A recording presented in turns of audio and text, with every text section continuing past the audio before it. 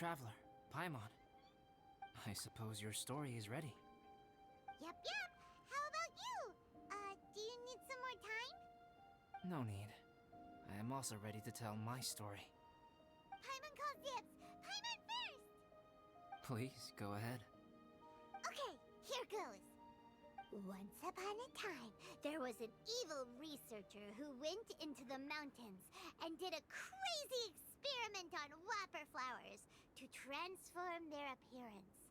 After a lot of pain and suffering, the whopper flowers finally took on a human form. Then they stood by the side of the mountain to wait for unsuspecting bypassers. To whoever spoke to them, they would ask some questions such as, "Who am I? Who are you?" If the bypasser got the wrong answer, the last sound they'd make would be a yelp before the whopper flower ate them alive in one bite. Ooh, truly frightening. What the? You two aren't scared at all! Don't go nitpicking, okay? If you didn't like the story, go write your own!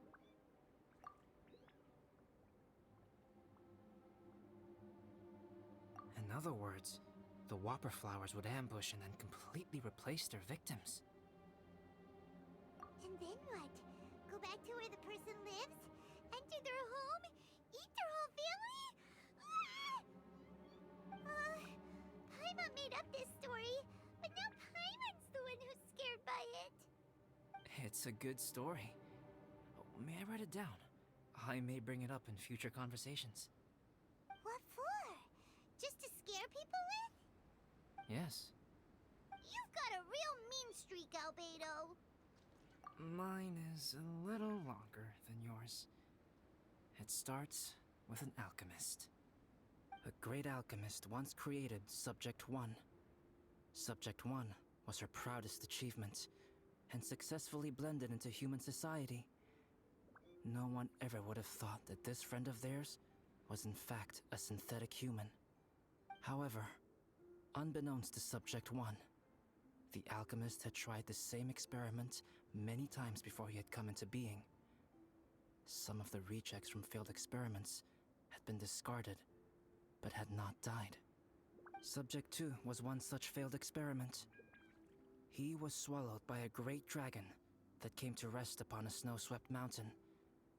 Many years later, he was resurrected by the dragon's mysterious power.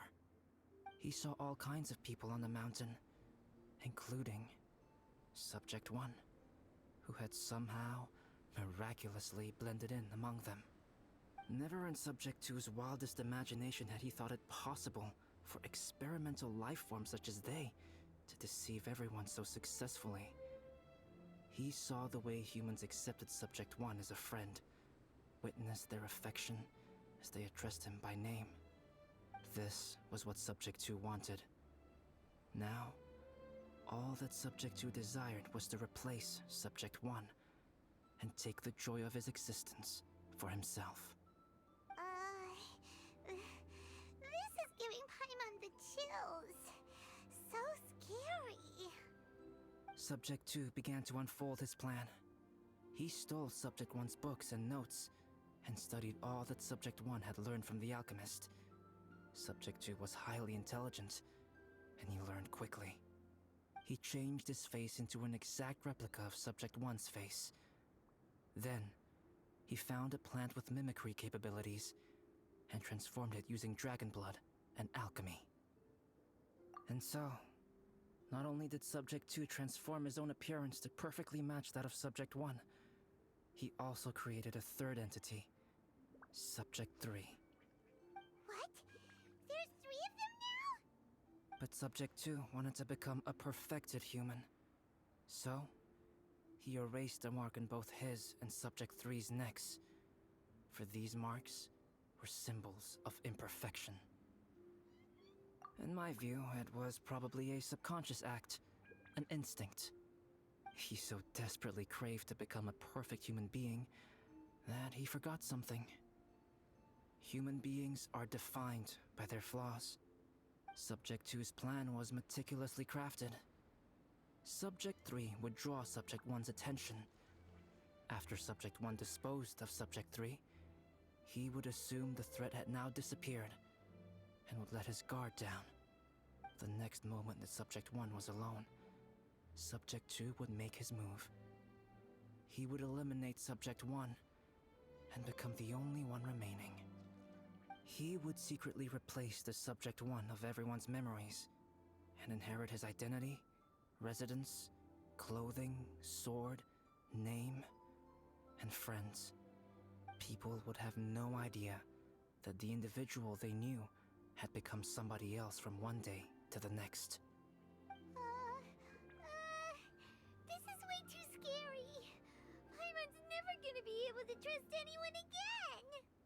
But just before Subject 2 could carry out his plan, a unique stranger entered the mix. Subject 2 tried to make contact with this person, but found that they could somehow sense he was different from Subject 1. What's wrong? Are you scared? What happened then? What happened to the stranger? He became a new stage in Subject 2's plan. One more person that Subject 2 had to dispose of. It's as if there were 3 identical roses in a garden. Only one of the 3 was a fine specimen, while the other 2 were defective specimens that bore poisonous thorns. In all the world, only the gardener who tended to them could tell which was the good specimen. People do not like poisonous plants. Only a perfect rose can fetch a high price. If the inferior specimens wanted to conceal the fact of their worthlessness, they would have to take the gardener out of the picture, using their poisonous thorns. This is exactly what Subject 2 was thinking. So, he hid in the shadows and waited patiently. Maybe soon, he would get his chance to become truly human.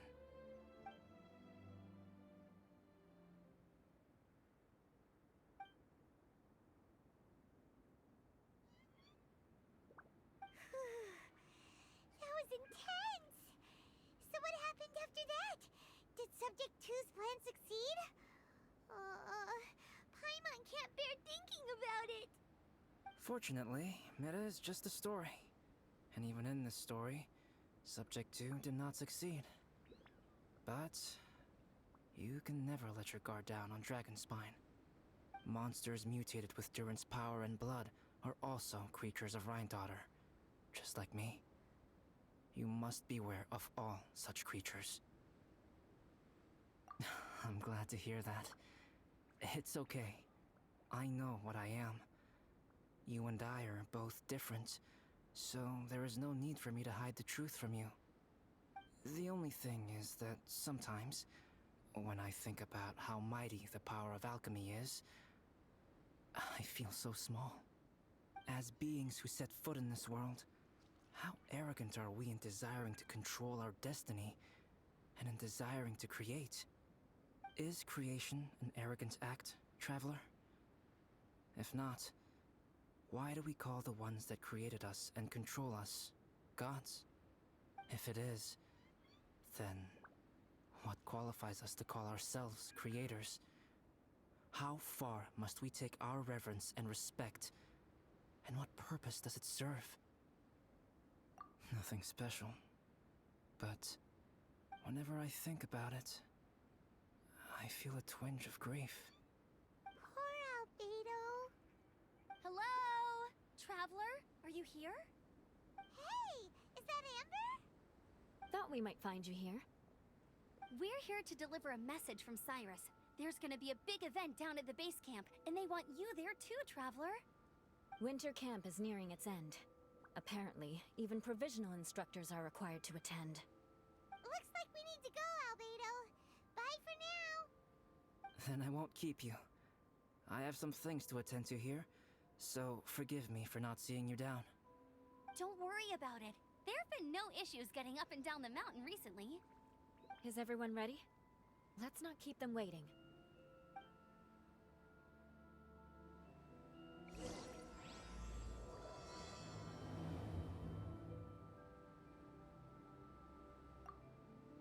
Go ahead. You're one of their instructors, no?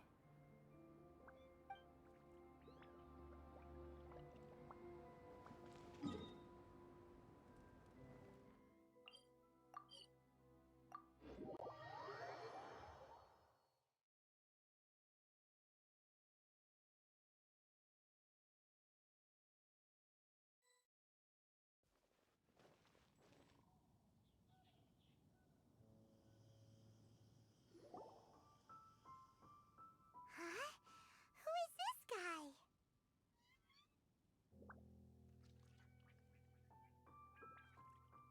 Allow me to introduce Yozerv. He's Joel's father. Dad, this is that traveler I was telling you about. The traveler's helped me out loads in the past, and this time we even built a snowman together. Joel has told me everything about you. I can't thank you enough.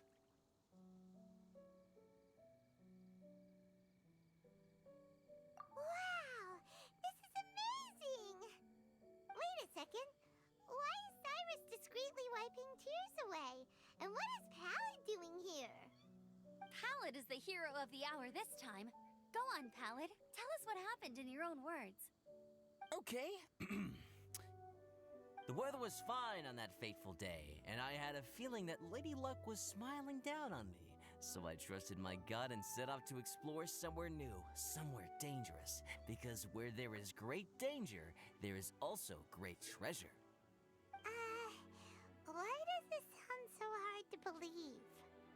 But I had only been away from the group for a short while when I fell down a slope and just started rolling. Uh-oh. Did my bad luck rub off on him when we ran into each other on the mountain? The place I fell to was somewhere I didn't recognize, and I'd sustained a few injuries. I remember thinking to myself, this is the worst luck I've ever had in my whole life. Then I met Yozerv. He'd heard the sound of me falling and came out to see what was going on. Wow! So it was completely by chance then! I thought he must have been someone from the Adventurers Guild here for the event, but after a few words of conversation, it was clear that he was having memory problems. He didn't even know his own name. The temperature was freezing, and there was no time to deal with all that there and then, so I convinced him to come back to the camp with me and figure everything else out after we got there. We got back to the camp, ran into Joel, and the moment he saw him, he froze for a second with this completely stunned expression on his face, and then he started crying out, "Dad! Dad!" That's when Yozerv suddenly started to remember. My memory has still not fully recovered, but Joel and his mother, they are the only ones that I will not, no, that I cannot forget. Daddy. Daddy's right here, Joel. Daddy's right here. Yozerf, don't you remember anything else at all? The poor princess? Feeding the foxes? I'm sorry. I have no recollection. Maybe it's because of the head trauma. I'm not sure. I woke up and found myself covered in blood. My things were gone, and there was nothing to indicate who I was or how I got there. I crawled into a cave and settled in for a slow recovery. After my legs and feet were a little better, my hunting skills were what kept me alive. Dad, I was so worried about you. I'm all right now, Joel. Oh, don't cry. Daddy's not going anywhere. I'm here to stay. Oh, this is good. This is good. You know what, though? I definitely think my luck got worse after running into Benin on that mountain. I knew it. I just... No. I just meant if it weren't for you, there's no way I ever would have run into Yozerv on a mountain this huge. Besides, we got back safely, didn't we? So don't blame yourself. Maybe sometimes miracles can only happen when you get just unlucky enough. Pallid. When did you become such a smooth talker, huh? Huh? Am I? I was just telling the truth. Oh, yeah. I want to say thank you to the Traveler, Uncle Cyrus, Auntie Eula, and Auntie Amber. Thanks, everyone. You all helped look after me, and I will always remember it. But I guess I can't take the snowman with me, or it'll melt once it leaves Dragonspine. It's such a shame. Oh, I can help with that. One moment. Huh? Eula? Here, take this. It's powdered rime. Just add it to your snowman, and it will never melt. Wow! Really? Oh, this is awesome! You're the best, Auntie Eula! Dad, I have an unmeltable snowman now! How cool is that? How can I ever repay you all? Thank you all. Thank you from the bottom of my heart. Dad, I want to go move the snowman. Can we do it now, please? Okay, I'll be leaving with Joel now. I'm sure I'll see you all another day. Very well, very well. It's time for Pallet and I to have another discussion concerning his breaches of adventurer discipline. Huh? But Cyrus, I think I kind of made up for my mistakes this time, you know? See you guys! Oh, I made this for you and Amber. Think of it as a winter souvenir. Are you sure? This must be really important to you. Come on now, just take it. No need to make such a fuss. Wow! Now our snowman won't melt either! Great! You're welcome. Just keep it. That's all I ask. Amber and I have some business to attend to now. See you later. See you! Everyone's gone. Seems like they've all got their own stuff to do now. Oh! You know what? We've been on Dragonspine all this time, and somehow Paimon still forgot to ask Albedo about how to make a fruit juicifier machine that can keep the juice fresh. Maybe we should try Timaeus again. He does seem pretty eager to please after all.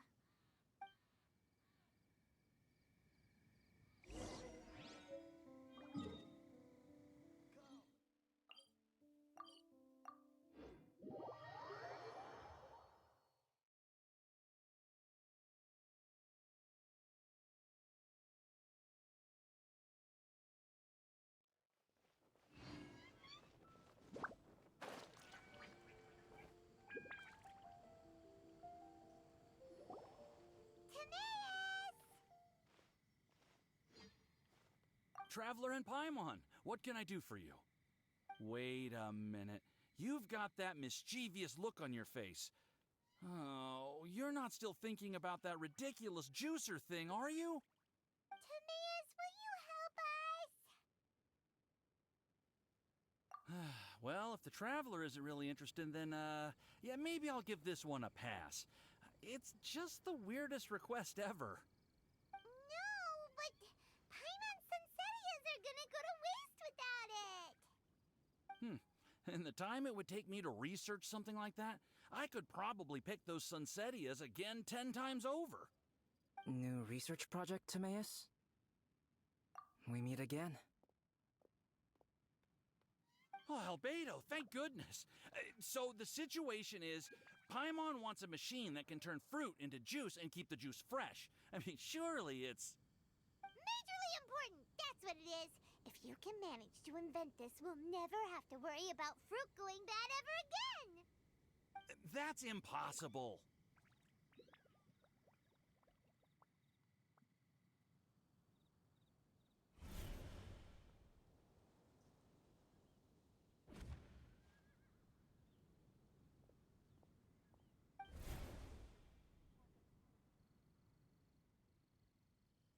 Turning fruit into juice is not hard, but keeping it fresh is more difficult. But if you simply want to keep the fruit from rotting, there are many ways to achieve this. Right, Traveler?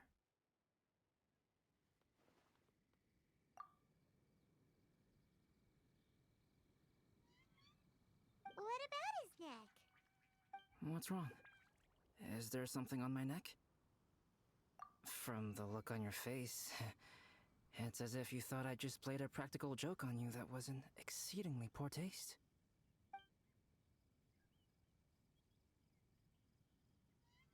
Albedo, you were saying, how do you stop fruit from going bad? Well, one way would be to bury your fruit on Dragonspine, where the snow never melts all year round. But then Paimon won't be able to eat them! You could always live on Dragonspine. No, too cold for Paimon. Or you can give the fruit to me, and I would take it to Dragonspine for you. But since you don't like the cold, you'd have to send someone else to pick them up when you want them. This is where you come in, Traveler. Suddenly sounds a lot more feasible with other people doing all the work. Okay then, shall we go with that idea? Fruit buried on Dragonspine will stay fresh for much longer. However, it is also possible that the fruit will sprout and grow into fruit trees. Who knows? Maybe the next time you visit, it will have grown into an orchard. You can water the trees, add fertilizer, and when they finally bear fruit, you will have some fresh sunsettias. No way! Then Paimon will have to be a gardener! That's not the goal here. Oh? Well, I don't think being a gardener is so bad.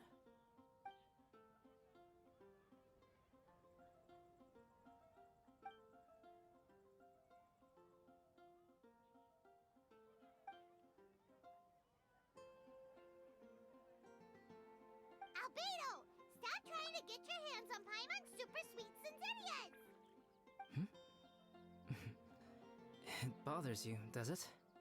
Of course it bothers Paimon!